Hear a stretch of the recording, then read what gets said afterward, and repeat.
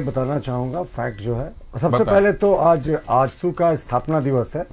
मुझे लगता है आजसू के मित्र यहाँ उपस्थित नहीं है, लेकिन आजसू को भी उनके स्थापना दिवस की ढेर सारी शुभकामनाएं।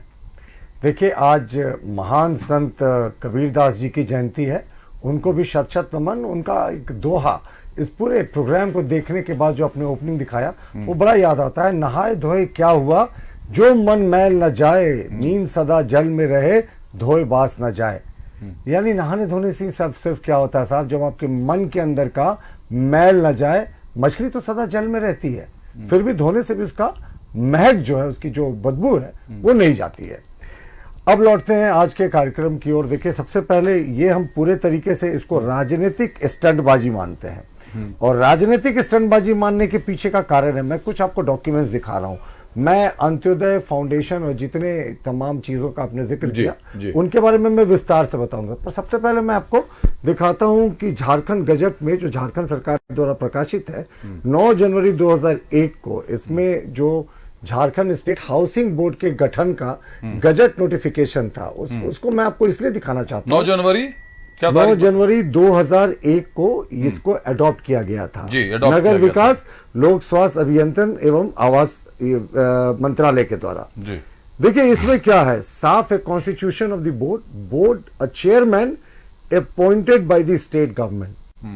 दूसरा, जो इनकी शक्तियों के बारे में है, वो चेयरमैन की क्या शक्तियां होंगी। देखिए, उसमें बड़ा एक इंटरेस्टिंग फैक्ट है कि chairman shall be the part if provided in the event of non official person being appointed as chairman. यानी कोई गैर सरकारी अधिकारी अगर चेयरमैन बनता है, he shall be part time officer and his chief functions shall be limited to preside over the meeting of the board.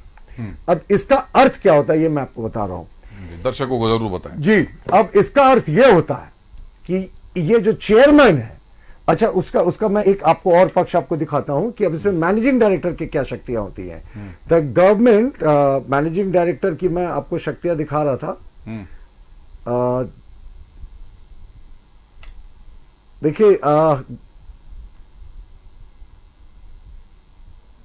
देखिए, ये शायद मिस कर रहा हूं मैं, कहीं ये पेपर कहीं इधर उधर हो गया है। मैनेजिंग डायरेक्टर की जो शक्तियां, पर उनकी शक्तियों का मूल, अब मैं डिफरेंस समझाता हूं आपको अभिषेक, दोनों के बीच का क्या है। ये चेयरमैन है ऑफ द बोर्ड, इनका सीमित जो कार्य है वो बोर्ड की मीटिंग्स के ऊपर प्रिसाइड करना है। अब बोर्ड की मीटिंग 1 महीने में भी हो सकती है, 2 महीने में भी हो सकती है, 3 महीने में भी हो सकती है। और जो सारी शक्तियां हैं इस एक्ट के अनुसार वो एमडी में निहित है। वो डे टू डे वर्किंग, मैं आपको ये प्रोग्राम के डिस्कशन के दौरान वो दिखा दूंगा paragraph. Day to day working जो एग्जीक्यूट करना है पावर बोर्ड का, वो सारा शक्तियां जो है वो managing director of the board में निहित होता है। ये सिर्फ चेयरमैन ऑफ द बोर्ड है, यानी जो बोर्ड एग्जीक्यूटिव मेंबर्स का है उसकी मीटिंग को प्रिसाइड करना इनका काम है।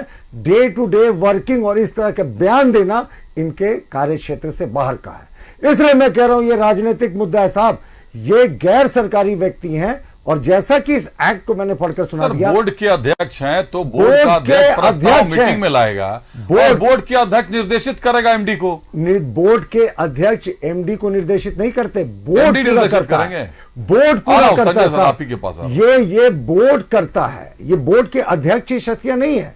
बोर्ड का अध्यक्ष on behalf of the board, जब बोर्ड एक होकर निर्णय लेता है। देखिए अभिषेक, मैं मूल बात बहुमत पे फैसला होता है। चेयरमैन नहीं, चेयरमैन एग्जीक्यूटिव पावर्स नहीं है इनको। इनका सिंपल कार्य है बोर्ड की मीटिंग के ऊपर प्रिसाइड करना। इनका यह काम नहीं है कि तो बोर्ड की मीटिंग नहीं हुई थी बीजेपी को नोटिस करने की। हम वो नहीं किया, मैं आ रहा हूं ना उस मुद्दे पे, पर मैं आपको ये बता रहा हूं ये राजनीतिक मुद्दा क्यों है। अब बोर्ड के चेयरमैन का काम वहीं खत्म हो गया जब ये बोर्ड ने डिसाइड कर लिया, जिसकी मीटिंग उन्होंने चेयरमैन किया कि भाई इनको नोटिस करना है। उसके बाद का जो भी क्रियान्वयन है वो एमडी का पार्ट है ये एक्ट के अनुसार। तो ये पूरे तरीके से राजनीतिक मसला बना रहे हैं चेयरमैन, सिर्फ बोर्ड की मीटिंग के बाद प्रक्रियाओं का भी उल्लंघन कर दिया। बिल्कुल। और देखिए, जो अंत्योदय फाउंडेशन और बीजेपी का बता रहे थे ना, जो एक मीडिया सेल का ऑफिस है वो भारतीय जनता पार्टी के नाम पर रजिस्टर्ड है। इसके लिए बजाबता तत्कालीन बोर्ड से हम लोगों ने एनओसी लेकर रजिस्टर कराया था। मैं आपके चैनल में बोल रहा हूं, बोर्ड इस पे जाके चेक कर सकता है, सारे दस्तावेज उसके पास होंगे। और जो बिल्डिंग में अभी कार्यालय चल रहा है हमारा, देखिए हमारा पूरा प्रदेश में जिलों में कार्यालय बन गया बहुत जगह प्रदेश मुख्यालय बन गया, दिल्ली में इतना शानदार हमारा मुख्यालय बन गया, लेकिन तो रांची में पार्टी के पास रहेगा वही ना, रांची में अभी भी जमीन की खोज जारी है ताकि हम अपना ये ऑफिस हमें छोटा पड़ रहा है उसमें शिफ्ट कर सके। ये अंत्योदय फाउंडेशन के नाम पर रजिस्टर्ड था, रांची म्युनिसिपल कॉर्पोरेशन ने अंत्योदय फाउंडेशन के नाम पर नक्शा पास किया। अंत्योदय फाउंडेशन हमारा वैचारिक संगठन है, उसके साथ अंडरस्टैंडिंग में हम ये चला रहे हैं। पर जेएमएम के प्रवक्ता को मैं अभी सुन रहा था, उन्होंने एक जो बात कही वो ठीक है, बेबाकी से बात रखते हैं, थोड़ा हो सकता है मतलब आपका भी कैंप ऑफिस ही मान ले इसको, नहीं, या रेंट पे मान ले कैंप ऑफिस नहीं, हम अंडरस्टैंडिंग के तहत ये ऑफिस को चला रहे हैं। कैसी अंडरस्टैंडिंग? और मैंने बताया ना अंडरस्टैंडिंग, अब वो रेंट और इसका लीज और ये सब तो हो नहीं सकता, ये हमारा वैचारिक संगठन है जिसके नाम पर ये पूरी बिल्डिंग है। लेकिन जेएमएम के प्रवक्ता कह रहे हैं कि वो रेंट दे रहे हैं। साहब ये उल्लंघन है, मेरा घर भी हाउसिंग बोर्ड में है, जेएमएम ऑफिस से मुश्किल से 100 मीटर दूर में, मैं किसी को रेंट नहीं दे सकता कागज पे, या ऐसे भी रेंट नहीं दे सकता, वो गैर कानूनी होता है और बोर्ड चाहे तो मेरा कैंसिल कर सकता है। और वैसे ही आवासीय प्लॉट पे जेएमएम का कार्यालय है, तो जेएमएम कैसे रेंट लेकर कार्यालय चला रहा है? इस लॉजिक से तो जेएमएम का कार्यालय और जो ये कैंप कार्यालय करे, कैंप कार्यालय क्या होता है साहब? इनका फुल फ्लेजेड ऑफिस चल रहा है और इनका जो मुख्य ऑफिस बना है बरियातू में, हमारी तो जानकारी उसका भी नक्शा इन्होंने नहीं पास कराया, जबकि अंत्योदय फाउंडेशन ने जो पूरा बिल्डिंग बनाया है उसका नक्शा पास कराया।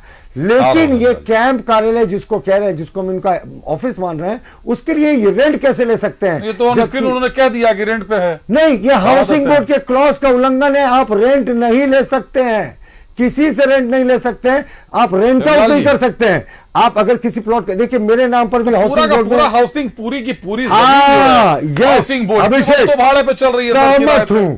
सहमत हूं जब पूरा हाउसिंग बोर्ड में, अच्छा इस विषय पे आऊंगा, बस फाइनल वाले विषय पे आऊंगा। अभी आप एक लाइन में कंप्लीट कर बोलना चाहते हैं, हाउसिंग बोर्ड में किराए पे हम लोग आएंगे। बस सिर्फ हाउसिंग बोर्ड के बारे में बता रहा हूं। यहाँ तो हॉस्पिटल भी चल रहा है, होटल भी चल रहा है, मार्केटिंग कॉम्प्लेक्स भी चल रहा है, बड़े बड़े शोरूम्स चल रहे हैं, टायर के शोरूम चल रहा है, बड़े बड़े स्पा सैलून्स चल रहे हैं, किसी पे निशाना नहीं।